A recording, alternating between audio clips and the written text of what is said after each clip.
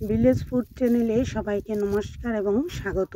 প্রচণ্ড গরম পড়েছে, আর গরমে শেষ পাতে খাওয়ার জন্য এরকম টক বা চাটনি হলে খেতে কিন্তু ভীষণ ভালো লাগে।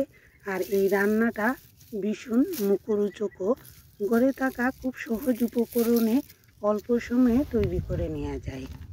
রান্নার জন্য গাছ থেকে পাকা টমেটো নিয়েছি, আর টমেটোগুলো টুকরা করে নিয়েছি। সেই সাথে রয়েছে রসুন এবং কাঁচামরিচ কুচি, আর ফোড়ন দেওয়ার জন্য অল্প সরিষা। আর যেহেতু এটা টক ঝাল মিষ্টি স্বাদের চাটনি, তাই গুঁড়ো রেখেছি। টমেটোর পরিমাণ বুঝে সামান্য তেল দিয়েছি, আর তাতে রসুন কুচি হালকা নেড়ে চেড়ে নিচ্ছি। যেহেতু প্রচণ্ড গরম পড়েছে, আর গরমে কম তেল মশলায় রান্না করলেই প্রতিদিনের রান্নাগুলো খেতে বেশি ভালো লাগে। রসুন কুচি একটু বেশি পরিমাণে নিয়েছি। হালকা ভাজা হলে এবার অল্প করে সরিষা ফোড়ন দিয়ে দিলাম, আর একই সাথে নেড়ে চেড়ে ভেজে নিচ্ছি। চুলার আঁচ একটু বেশি ছিল, যার কারণে নাড়াচাড়া থামানো যাচ্ছে না। রসুনের খোসা খুব সহজে পুড়ে যায়, তাই খুব তাড়াতাড়ি নেড়ে চেড়েও দিতে হচ্ছে।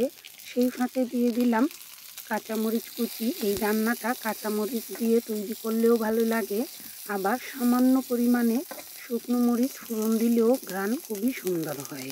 কাঁচামরিচ ও রসুন কুচি ভাজা হলে এবার টমেটোর টুকরাগুলো দিয়ে দিলাম, আর নেড়ে চেড়ে এবার পরিমাণ মতো লবণ হলুদ দিয়ে দিচ্ছি। গরমে শেষ পাতে খাওয়ার জন্য যে কোনো ধরনের টক বা চাটনি হলে রান্নাটা খুবই মুখরোচক হয়। যখনই খেতে কিছু ইচ্ছে করবে না, তখন এরকম টক রান্না করলে খেতে সবারই ভালো লাগে।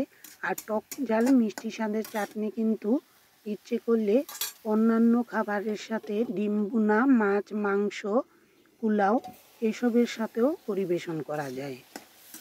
লবণ হলুদ দিয়ে নেড়ে চেড়ে 2 মিনিটের মতো ঢেকে রেখেছিলাম মিডিয়াম আঁচে। 2 মিনিট পর ঢাকনাটা তুলে নেড়ে চেড়ে আবারও ঢাকা দিয়ে রেখেছি। কিছুক্ষণ ঢাকা দিয়ে রাখলে টমেটোগুলো খুব সহজেই মজে আসে। টমেটো সেদ্ধ হয়ে আসলে গোল চামচ দিয়ে খুব ভালো করে ঘুটিয়ে নিয়েছি। এতে চাটনিটা খুব সহজেই মিশেও যাবে। যেহেতু টমেটোর খোসা সহজে নরমও হয় না, তাই গোল চামচ দিয়ে ঘুটিয়ে নিলে খেতে দারুণ লাগবে। এবার পরিমাণ মতো গুড় দিয়ে দিলাম, চিনি দিয়েও তৈরি করতে পারেন।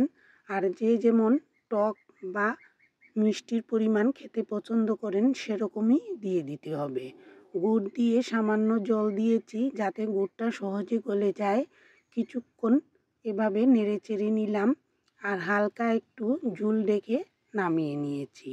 তৈরি হয়ে গেল টক ঝাল স্বাদের খুবই সুস্বাদু একটি রান্না। গরমে এরকম টক ঝাল মিষ্টি সাথে চাটনি খেতে সবারই ভালো লাগবে। আর এই রান্নাটা তৈরি করতেও বেশি সময় লাগে না, খুবই সহজ, আর খেতে ভীষণ সুস্বাদু। কেমন লাগলো জানাবেন, আর পাশে থাকার জন্য সবাইকে অসংখ্য ধন্যবাদ।